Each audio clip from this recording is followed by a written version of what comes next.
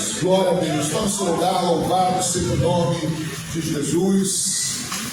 Glória a Deus. Meus irmãos, eu estou muito feliz por ter recebido tanto retorno de bênção. Esses foram alguns que escreveram aqui, mas alguns mandam áudio no zap, um testemunho. O Senhor tem nos abençoado, o Senhor tem abençoado a gente. Eu queria que você recebesse com essa mesma alegria e louvor a Deus a vida do nosso pastor Marcelo Matias. Vem cá, meu pastor, aplauda o Senhor pela vida dele. Enquanto ele recebia, alguém esqueceu um celular no banheiro. Feminino. Só para pegar o celular depois do culto, mas se daqui a pouquinho ficar ali, você vai ter que desbloquear ele na minha frente, tá? Justo. Não, justo, né? Então assim, mas se é seu, você vai saber desbloquear e aí a gente devolve o celular para você no banheiro feminino. Então, deve ser uma menina, uma mulher, uma senhora, enfim. Eu vou deixar esse Webster. com marquinha, pode ser com o Webster. Celular, fica com o Webster, celular. O Webster fica com o celular ali. Se você perdeu o celular, só ir lá, desbloquear e leva. Vamos orar para o nosso pastor? Aleluia. Eu não sei você, sempre que esse homem de Deus que prega, eu sou muito abençoado, sou muito alimentado. Amém. Pastor, publicamente, não está no YouTube hoje não, mas eu estou falando, sou teu fã, viu? Glória a Deus. Levanta a mão para cá, vamos abençoar a vida do nosso pastor. Jesus, muito obrigado pela vida do pastor Marcelo, obrigado pela sua vida. Peço que o Senhor fale conosco por meio da tua palavra nesta noite, ao nossos corações, aquilo que o Senhor tem preparado para nós. Em nome de Jesus. Amém. Deus abençoe a igreja, pastor Patrick, filhos pastores, Natal, pastor Amei, pastor Sérgio, Marquinhos. Estou muito feliz logo no começo desse ano de 2025, estar aqui na igreja de Caxias. Estou muito feliz em ter a oportunidade de estar no lugar onde eu fui recebido como membro da Igreja Maranata. Fui aqui na igreja de Caxias, em que estive e congreguei por tantos anos, com tantos amigos, com pessoas que é sempre bom rever. É sempre bom estar neste lugar, porque nós cremos que o Senhor está aqui nesta semana de oração. Nós temos uma palavra da parte de Deus para a igreja, que está no livro do profeta Ageu, no capítulo 2, vai ser bem facinho de você achar. Vai lá, Malaquias, volta Zacarias e achou o profeta Ageu. Não fique envergonhado. Se não achar Malaquias, abre Mateus, abre o Novo Testamento, volta um pouquinho. Nós temos tempo, meus irmãos, fiquem em paz. Não fique envergonhado se você não achar de imediato um profeta menor. Porque eles são vários, seus nomes são curtos, e vamos confessar, eles não são frequentemente lidos nas nossas igrejas, mas deveriam ser lidos nas nossas casas, o que não quer dizer que você encontraria ele assim mesmo facilmente. Se você for uma pessoa distraída como eu, que troca nomes como eu troco, então não seria difícil talvez você demorar um pouquinho para achar o segundo menor livro do Antigo Testamento.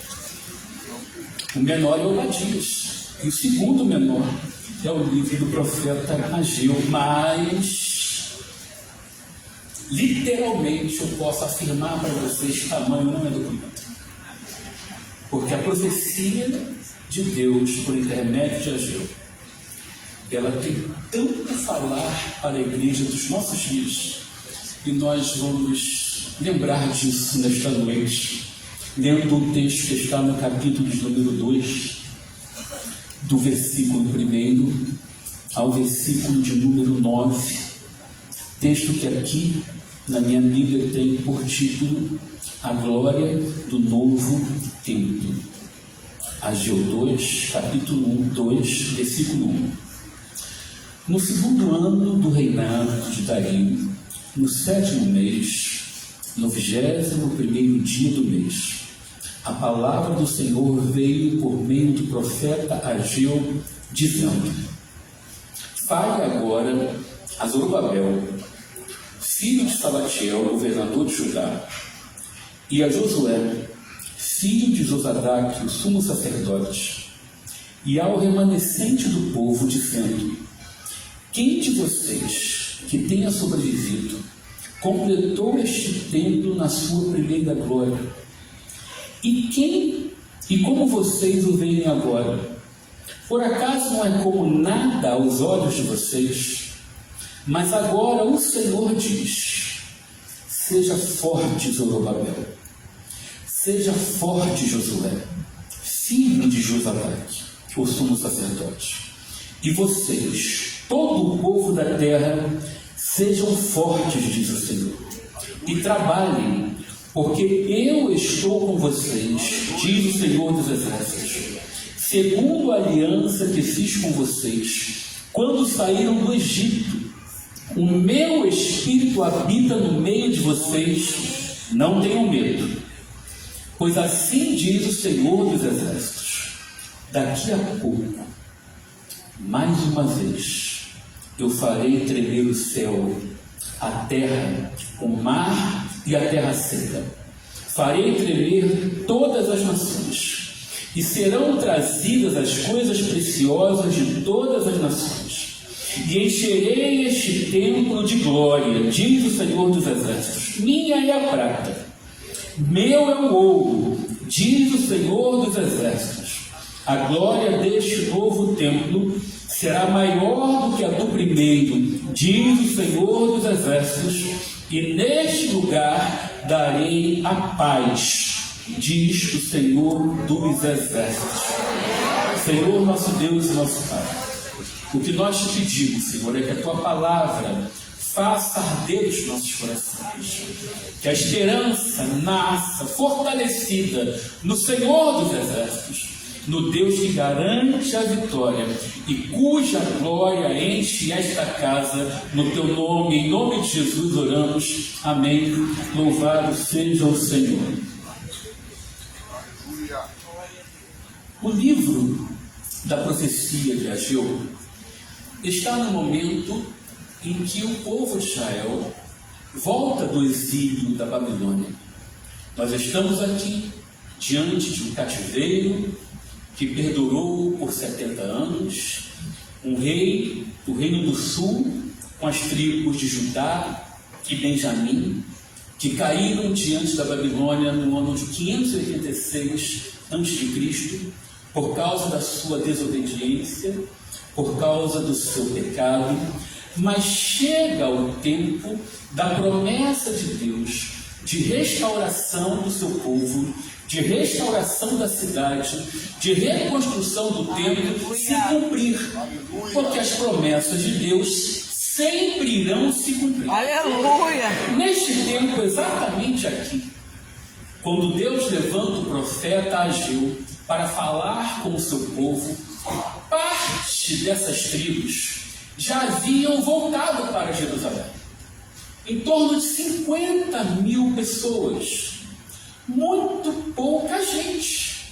Se nós compararmos os 2 milhões de pessoas aproximadamente que saíram em fuga do Egito, se nós compararmos os 70 mil que foram consumidos por causa do censo de Davi, apenas 50 mil pessoas voltaram para Jerusalém para trabalhar na reconstrução dos muros e do templo. Aqui, neste momento, já faziam aproximadamente 15, 14, 16, 15 anos em que este povo havia retornado e havia iniciado a reconstrução do templo. Eles já haviam lançado os alicerces. E eu recomendo fortemente à igreja que, ao ler o texto do profeta Ageu, leia junto o livro de Esdras e o livro do profeta Zacarias, que são contemporâneos da mesma época, que vivem nesse contexto. Então nós estamos diante de um povo que foi cativo, que foi oprimido em terra estranha, mas que viu a promessa de Deus se cumprir para que eles voltassem. Um povo que debaixo desta promessa inicia o trabalho da reconstrução do templo, mas que diante de obstáculos impostos por aqueles samaritanos, os nossos amados samaritanos, que denunciaram a obra, que mandaram cartas para o rei, dizendo que as intenções deles eram outras. Então o rei vem, manda interromper a obra. Em torno de 15 anos se passaram até que Deus levanta Ageu para falar para este povo que já voltou do cativeiro, que está em Jerusalém, que começou uma obra, mas que parou. Parou por causa da oposição, mas também parou por outras questões que são anunciadas, denunciadas pelo próprio Deus através da sua profecia. E quando Deus levanta o profeta para animar o seu povo, para voltar à obra da reconstrução do templo, Deus levanta Ageu para, na sua primeira mensagem profética ao povo, depois de aproximadamente 70 anos de silêncio profético, 70 anos sem que Deus levantasse alguém para falar para o seu povo, Deus levanta Ageu e fala para eles a seguinte mensagem. Preste atenção no capítulo 1. Nós vamos ler a partir do versículo 4. Acaso é tempo de vocês morarem em casas luxuosas, enquanto este templo permanece em ruínas? Portanto, assim diz o Senhor dos Exércitos: considerem o que tem acontecido com vocês. Vocês semearam muito e colheram pouco. Comem, mas isso não chega a matar a fome. Bebem, mas isso não dá para ficarem satisfeitos. Põe roupa, mas ninguém se aquece. E o que recebe salário, recebe-o para colocá-lo numa sacola furada. Se alguém se identificar com alguém desse tempo aqui, acredite que você não está sozinho. Versículo 9, do capítulo 1. Vocês esperavam que fosse muito, mas o que veio foi pouco. E esse pouco, quando o levaram para casa, eu o dissipei como um sopro. E por quê? Pergunta o Senhor dos Exércitos. Porque o meu templo permanece em ruínas, enquanto cada um de vocês corre por causa da sua própria casa. Por isso, os céus retêm o seu orvalho, e a terra não produz os seus frutos. Fiz vir a seca sobre a terra e sobre os montes, sobre o cereal, sobre o vinho, sobre o azeite, sobre o que o solo produz, sobre as pessoas, sobre os animais e sobre todo o trabalho das suas mãos.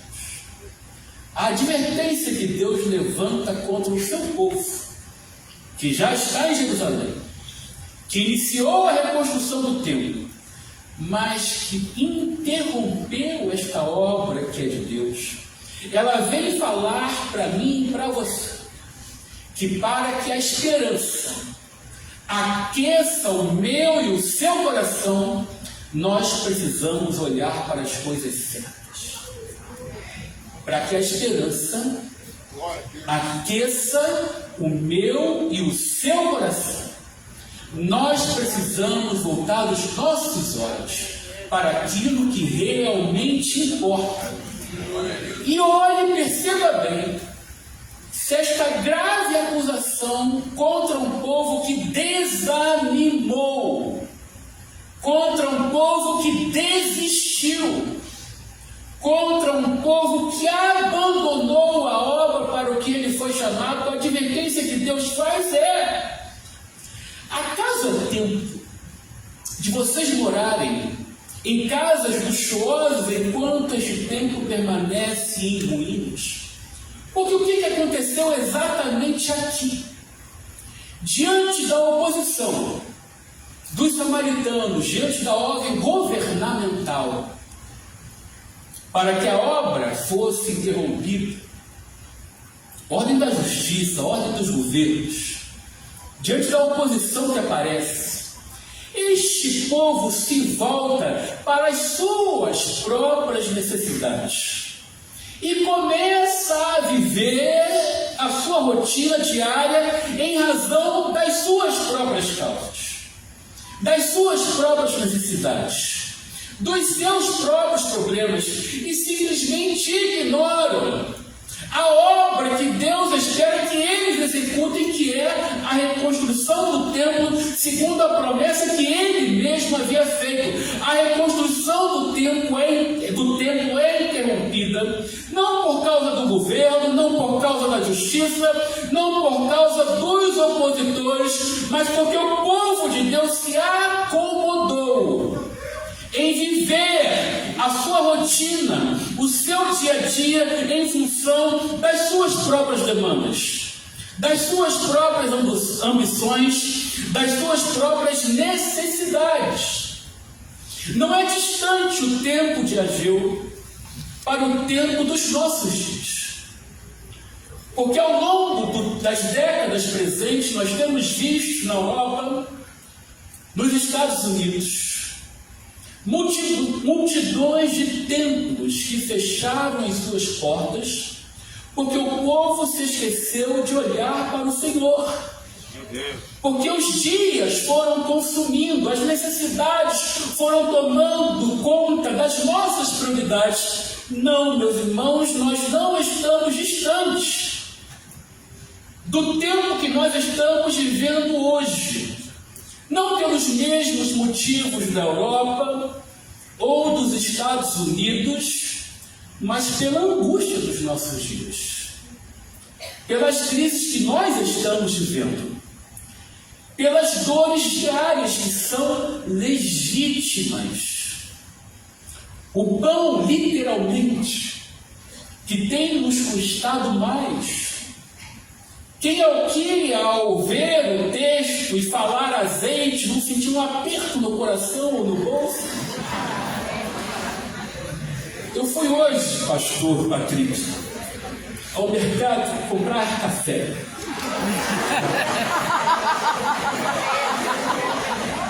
Deixa eu contar, tá gravando? Não. Porque eu vou falar o nome de um produto. Tem um café que eu nunca ouvia falar, eu não lembro se o nome do café é Jesus. Eu não lembro, mas o nome do café é isso. Fala que ele tem poder, é sério. Esse café está na minha casa. E fala que tudo vai dar certo. Eu não sei se o café faz tudo o que ele está dizendo na sua embalagem, mas ele custou a metade do preço do café que eu costumo consumir. E se ele fala que é Jesus e que é poderoso e que tudo vai dar certo, nós estamos rindo, meus irmãos, mas talvez você esteja enfrentando dificuldades semelhantes. Os dias estão mais difíceis. A economia do país tem crescido, mas ela não tem crescido para todos nós. O preço, a inflação dos alimentos, temida pelo governo, tem sido causa de reportagens diárias nos telejornais. Elas têm afligido muito o nosso povo, boa parte, a maioria do nosso povo. E como se não bastasse a inflação dos preços, existe um negócio chamado inflação das embalagens, que não são contabilizadas na hora que o nosso salário é reajustado. Porque o nosso salário é reajustado com base na inflação. Mas um biscoito wafer, quem aqui come biscoito wafer ou compra para o seu filho? Você se lembra do tempo e que na embalagem tinham 2 colunas? Lembra? E agora, quando você vai comprar, o que tem? Uma coluna só. E o preço? Mais caro. Não sei se aumentou, mas continuou o mesmo. A inflação que reajusta o meu e o seu salário, ela é calculada com base no preço. Mas o produto diminuiu pela metade. Isso tem acontecido com centenas de vezes. Isso tem afligido, meus irmãos, nossas famílias. Isso tem nos feito demandar mais esforços. Nos tempos do meu pai, não era necessário que a minha mãe saísse para trabalhar, para completar a renda da casa. Não era necessário que ele tivesse uma segunda atividade profissional para fazer um negócio que se tornou popular na vida dos brasileiros: completar a renda. É óbvio que tudo isso, esse contexto todo, a pressão pelo cuidado dos nossos filhos, isso existe mais de nós. Nós não estamos no mesmo contexto do povo de Deus que voltou para Jerusalém e optou desistir. Mas nós estamos em um contexto de crise que tem levado muitos de nós a negociar o nosso tempo. Só que a gente tem feito uma escolha ruim e agora nós estamos hoje, 31 de janeiro, em Duque de Caxias. Na hora de negociar o tempo que nos está escasso, na hora de negociar o entretenimento das Netflix, dos Instagrams, dos Facebooks, nós poderíamos negociar lazer. Estou aqui falando, crente não pode ir ao cinema, não estou falando nada disso. Estou falando que na hora de negociar, alguns de nós têm feito uma escolha ruim. Talvez alguém aqui já tenha ouvido uma pessoa chegar para você e dizer: olha, eu preciso entregar esse ministério, eu preciso sair de determinada atividade, porque eu preciso dar tempo para minha família. Olha, eu preciso abrir mão disso aqui, eu preciso cancelar determinada agenda, eu preciso diminuir o meu ritmo na igreja. Essa é a frase. Eu preciso diminuir o meu ritmo na igreja porque eu preciso olhar mais para o meu filho. Que escolha desgraçada. Porque tudo que você precisa hoje para cuidar do seu filho, para cuidar da sua família, está aqui. Não está lá. Mas uma parte da igreja, seduzida pela crise dos dias, pelos problemas dos inimigos, pela falta do recurso, pela falta do material, está escolhendo ir para fora ao invés de se enfiar aqui dentro. Aonde está quem tem a provisão? Aonde está quem abre o mar? Aonde está quem dá o maná? Aonde está quem faz abrir a pedra e sair a água? É aqui que está a solução, não é lá fora. Não é no seu tempo no lazer, na sua casa. O cuidado do seu filho, que você está preocupado com ele, porque os dias são maus, os dias são muito maus, pior do que você imagina. O que ele precisa estar aqui, não está lá fora. O tempo que ele precisa é aqui, porque é aqui que o Senhor vai guardar. É aqui que a palavra de Deus será ensinada a ele. Pastor, mas eu preciso dar um tempo disso aqui. Eu preciso cuidar melhor da minha família. Eu te aconselho fortemente a olhar para o texto de Ageu, nos exorta. Porque ele vai falar algumas coisas, ele está falando, vocês não entenderam ainda? Vocês semearam muito e colheram pouco. Trabalharam, se esforçaram, saíram do departamento. Mas essa frase que a gente ouve, que o salário chega e já acaba, ela já havia sido falada em Ageu. E muitas vezes isso está acontecendo, porque nós estamos fazendo escolhas erradas. Porque ao invés de estar chegando para perto, nós estamos nos afastando daquele que é o dono do ouro e da prata, daquele que abre e fecha portas, daquele que manda o irmão na sua casa quando você não tem nada. Aleluia. Levar uma cesta básica. Se você tivesse falado com ninguém, mas Deus mandou, porque Ele ainda é o dono do ouro. Ele ainda é o Senhor da provisão. E ao invés de se afastar dele, você precisa se agarrar nele. Porque é nele que a nossa esperança será aquecida e fortalecida. Mas nós precisamos avançar. Sem esquecer daquilo que o próprio Senhor Jesus ensina para nós. Buscar primeiro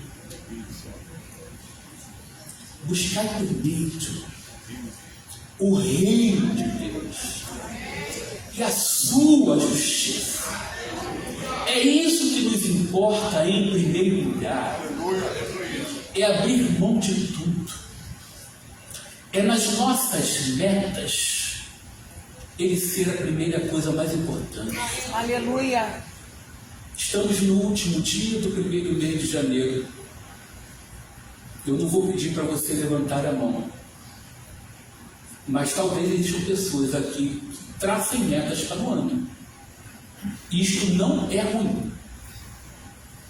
Como nós já estamos no dia 31, é possível que dessas pessoas que traçam metas para o ano, algumas já não tenham sido cumpridas. Mas o que não pode acontecer, meus irmãos, o que não pode acontecer nos nossos planos, nas nossas metas, naquilo que nós entendemos, o que não pode acontecer é Deus não ser o centro disso. É Ele não vir em primeiro lugar. É Ele não ser aquilo que vai mover tudo. Este povo enfrentou a calamidade que eles enfrentaram, o exílio, a derrota, o fracasso, a vergonha, porque eles não deram ouvidos à voz de Deus. Quer começar bem? Começa por aqui. Começa lendo a Bíblia. Nós estamos na Vila São Luís. Começamos um plano de leitura bíblica em 10 meses. Começando em fevereiro e terminando em novembro. Para no dia da Bíblia a gente fazer uma festa lá na igreja de gente que fez a leitura da Bíblia em 10 meses. Sabe quantos minutos você precisa de um dia para ler a Bíblia em 10 meses? Sabe quantos minutos você precisa por dia para ler a Bíblia toda em 10 meses? Quem sabe me falar aqui? Pode ficar, gente. 20 minutos. 20 minutos por dia é o que nós precisamos para ler a Bíblia toda em 10 meses. Mas nós fazemos as nossas escolhas. E as nossas escolhas, meus irmãos, não estão aqui no domingo de ceia. As nossas escolhas estão na segunda-feira. As nossas escolhas estão no domingo à noite. As nossas escolhas estão na nossa rotina. Este povo foi muito feliz, porque Deus os advertiu a respeito das escolhas que eles estavam fazendo. Mas Deus também fala com este povo aqui, nesse texto, em que nós acabamos de ler no versículo 3, capítulo 2. Quem de vocês que tenha sobrevivido contemplou este templo na sua primeira glória? E como vocês o veem agora? Por acaso não é como nada aos olhos de vocês? Olha o que diz o versículo 2 do capítulo 3 do livro de Esdras. Esdras 3:12. Esdras 3:12, contemporâneo de Ageu, vivendo no mesmo período. Porém, muitos dos sacerdotes, levitas e chefes de famílias já idosos, que tinham visto o primeiro templo, choraram em alta voz quando diante de seus olhos foram lançados os alicerces deste templo. Muitos, no entanto, levantaram os nossos corações. Nós precisamos deixar o saudosismo de lado. Saudosismo é diferente de história. Abre no Google rapidinho, pesquisa o que é saudosismo. Quem frequentou a aldeia aqui? Glória a Deus. Eu sei o que acontecia naquele lugar. Eu sei quantas igrejas fora da Maranata nasceram naquele lugar. Aleluia. Quantos líderes Deus levantou naquele lugar enquanto a Maranata ainda nem era igreja. Mas lá na José de Alvarenga, lá no Forninho, lá que era bom. Meu Deus, pastor Cassiano.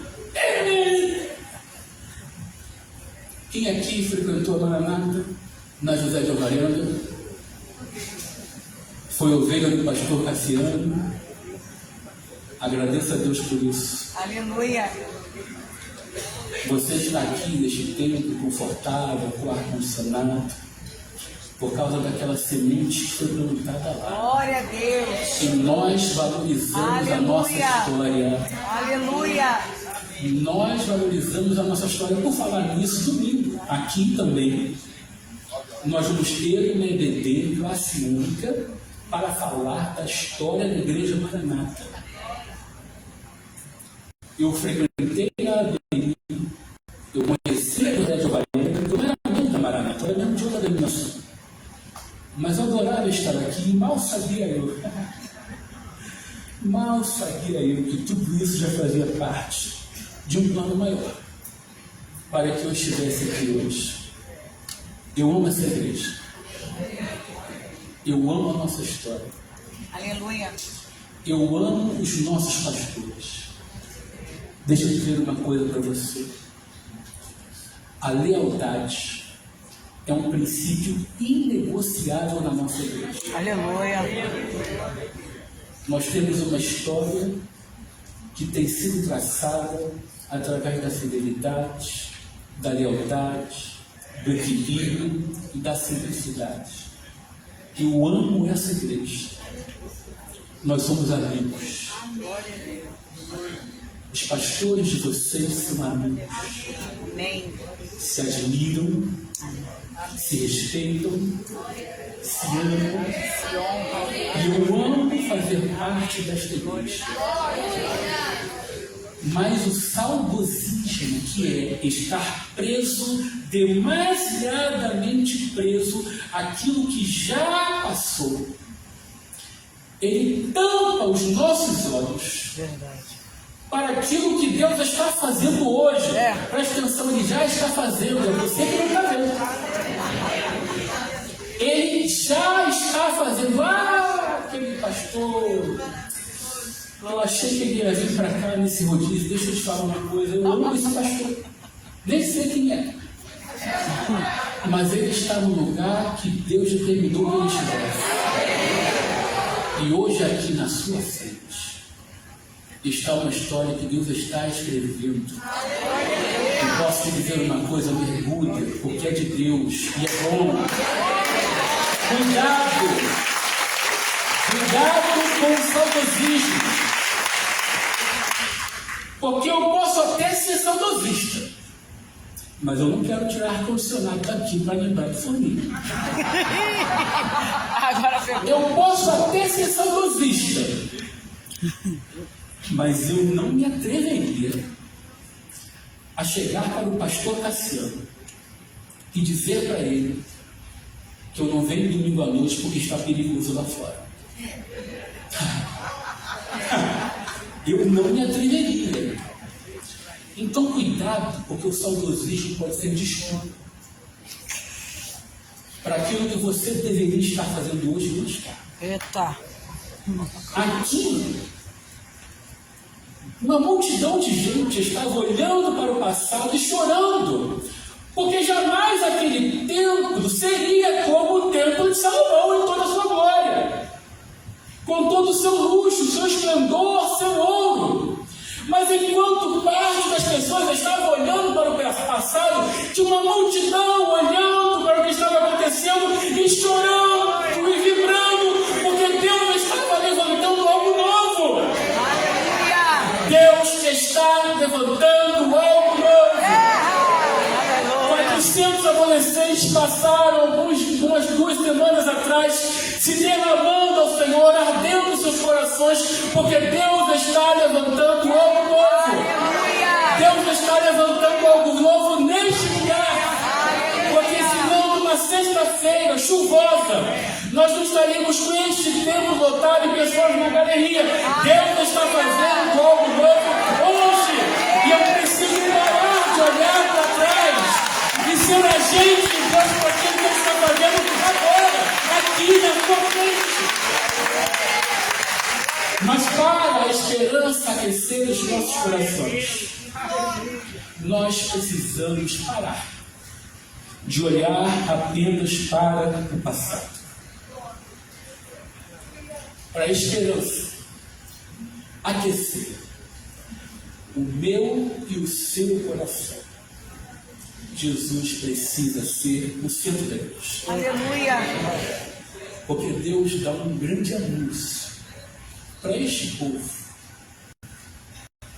que estava desanimado, que estava abatido. O que Deus anuncia para este povo que me pergunta: isso que vocês estão vendo diante dos seus olhos hoje, por um acaso parece com a glória do templo construído por Salomão? Mas preste atenção naquilo que o Senhor vai dizer. Aleluia. A glória deste novo templo será maior do que a do Guerra! Senhor dos Exércitos. E neste lugar darei a paz do Senhor dos Exércitos. Porque naquele templo, Eita. com todo o seu ouro, seu esplendor, seu luxo, sua majestade, era necessário que um sumo sacerdote levasse o holocausto até a presença do Senhor. Naquele templo era necessário que o povo de Deus preparasse o seu novilho, o seu cordeiro, para ser abatido pelos seus pecados anualmente. Mas agora, nesta nova casa, ainda que não haja o ouro de Salomão, ainda que não haja o seu esplendor, agora neste lugar é o próprio leão de Judá, é a própria raiz da vida, é o próprio Cordeiro de Deus, é Ele que vai pisar neste lugar, é dele que este lugar terá sua glória, é Ele que se fará sacrifício por nós de uma vez por todas. A glória desta segunda casa, ela será maior do que a primeira, não por causa do ouro, não por causa do luxo, não por causa do esplendor, mas é porque o Cordeiro Santo que nos traz a paz, Ele estará neste lugar. Aquele que estabeleceu o reino que será eterno, é Ele que estará neste lugar. É por causa dele que o Senhor afirma: e neste lugar darei a paz. Porque apenas Cristo pode dar a paz ao seu povo. Dele é o ouro, dele é a prata, mas não é isso que importa. É por isso que Pedro diz para o povo da entrada da igreja: eu não tenho ouro, eu não tenho a prata, mas aquilo que eu tenho eu te dou, em nome de Jesus. Levanta.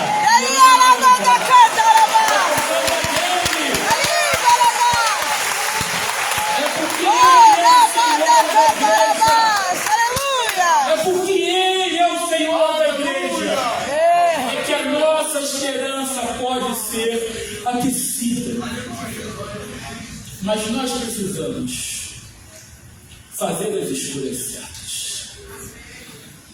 Nós precisamos olhar para a nossa história, olhar para os profetas, para os discípulos, para os mártires, para a igreja primitiva, para a igreja Maranata, em todos os seus anos da sua linda história. Nós precisamos olhar para o que esses homens fizeram, as escolhas que eles fizeram, e entender por que nós chegamos aqui. O que nós seremos amanhã. É verdade. Em 1º de fevereiro de 2025. Não depende de mim, meus amigos. Não depende do pastor Paulo Brito, do pastor Paulinho, da pastora Colete. Depende das escolhas que nós fizemos. Aleluia. Mas Deus é um Deus de recomeços. E o que me encanta nesse texto é que, por repetidas vezes, o Senhor anima Zorobabel e a Josué, dizendo: não temas, Aleluia. seja forte. Eu me lembro de Deus falando para Josué, depois da morte de Moisés, aquele a respeito de quem a palavra de Deus afirma: não houve profeta como Moisés, que falava com o Senhor face a face. Quando Deus levanta Josué, o que ele fala? Seja forte E corajoso. corajoso, porque o Senhor estará conosco. Por pelo menos 3 vezes, nesse texto que nós lemos, o Senhor afirma: não temas, eu estarei contigo. Nós não somos hipócritas. Nós respeitamos as dores dos dias. Nós não chegamos aqui e ficamos falando que se a tua vida está dando errado é porque você está em pecado. Nós não somos assim. Graças a Deus. Porque nós ficamos doentes. Os pastores de vocês ficam doentes. Aleluia. Os pastores de vocês sepultam pessoas que amam. Os pastores de vocês são como vocês. Amém. Nós respeitamos as dores dos dias, mas nós conhecemos e cremos em um Deus que continua dizendo para mim e para você: não temas, eu estou contigo. Este Deus de Ageu, ele continua falando para mim e para você hoje: não temas. Os dias são maus, os dias são de exílio. Há uma cidade arrasada. Por muitos anos, equivocadamente, eu critiquei a igreja evangélica brasileira e do Rio de Janeiro, porque eu considerava que um lugar onde 30% no Rio de Janeiro, pelo menos 33%, talvez 40% da população sejam membros de uma igreja evangélica, eu questionava não ser possível que nós tenhamos 1/3 da população crente em Jesus e nós vivemos na calamidade do lugar que nós vivemos hoje. Mas eu estava equivocado na minha avaliação, porque na verdade é por causa desses 33%, é por causa dessas portas abertas, é por causa dessa igreja que este lugar ainda está de pé. Se não fosse a igreja, preste atenção no que eu vou te dizer, se não fosse a igreja, nós já estaríamos perdidos nos lugares. Em cada canto dessa cidade, em cada comunidade, em cada bairro, tem uma mulher, tem um crente de joelho dobrado, clamando pelos seus filhos, pela sua família, pela sua cidade. Esse lugar só está de pé por causa da igreja. E é para esta igreja que Deus está dizendo: não desanime. Eu sei, a Avenida Brasil foi fechada hoje mais uma vez e será fechada outras tantas.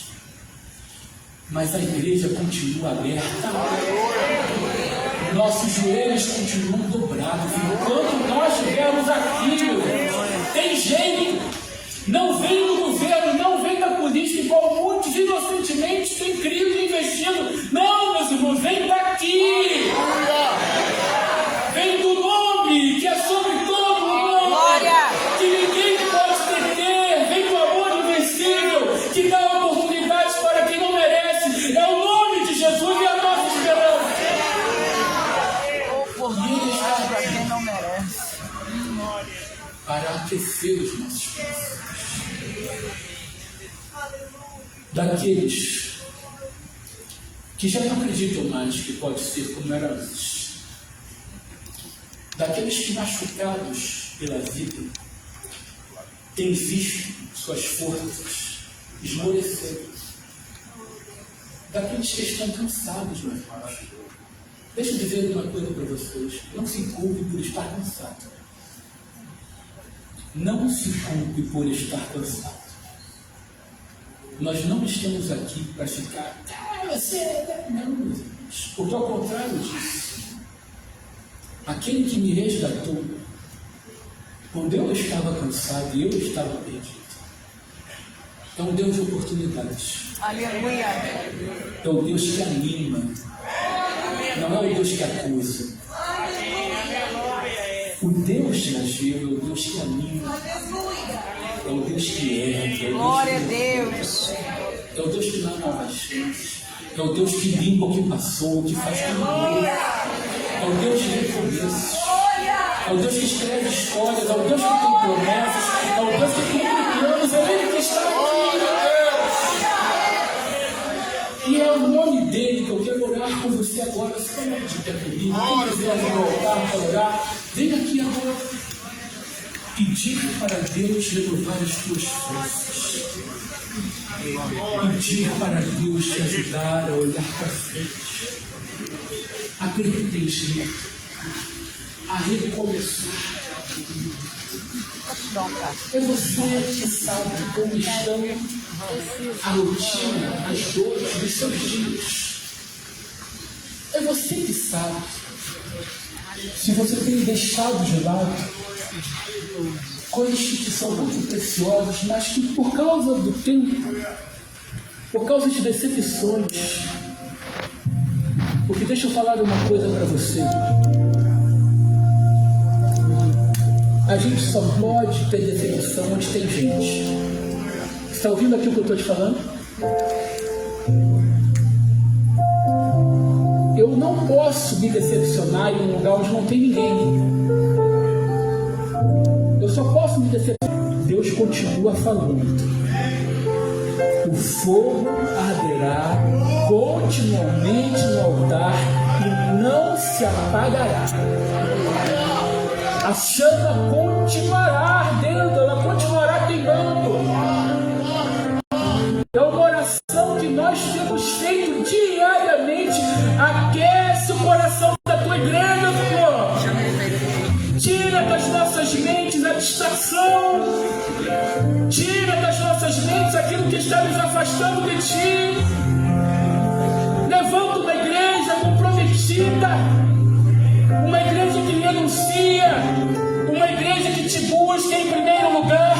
Deus tem promessas para esta casa. Porque Ele, o dono do ouro e da prata, é o Deus que abre portas. É o Deus que abre portas. É o Deus que abre portas. Quebra o arco. Corta a lança. Queima os cabos no fogo. É este Deus que está aqui. Estenda suas mãos para o altar. Obrigado, Senhor. Obrigado porque Tu és um Deus de recomeço. E Tu nos amas, Senhor. Tu tens um amor invencível. Tu és um Deus de resgate. Tu és o Deus da 100ª ovelha. Tu és o Deus que não desiste. Nós estamos aqui diante de Ti agora, Senhor, porque nós queremos, Senhor, novamente ver a chama do Teu Espírito arder em nós. Aquece os nossos corações, Senhor. Aviva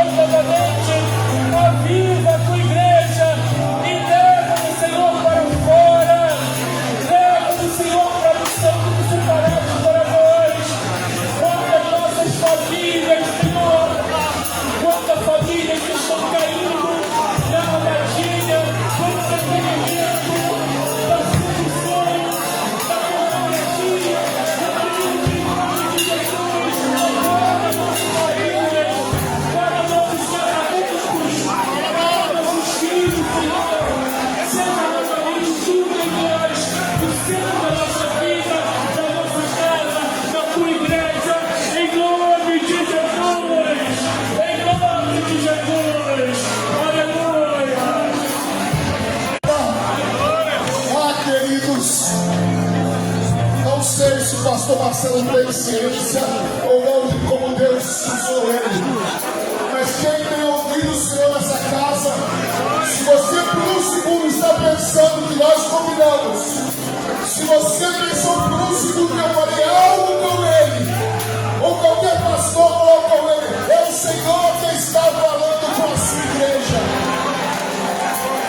Essa obra é dele. Oh, Jesus, tu és maravilhoso. O que eu te peço agora, Espírito Santo, simplesmente testifique da tua palavra pregada. Vem sobre nós. Testifique da tua palavra vindo sobre nós. Desce sobre o teu filho, sobre a tua filha aqui na frente, lá atrás, lá no fundo, lá em cima agora, Jesus.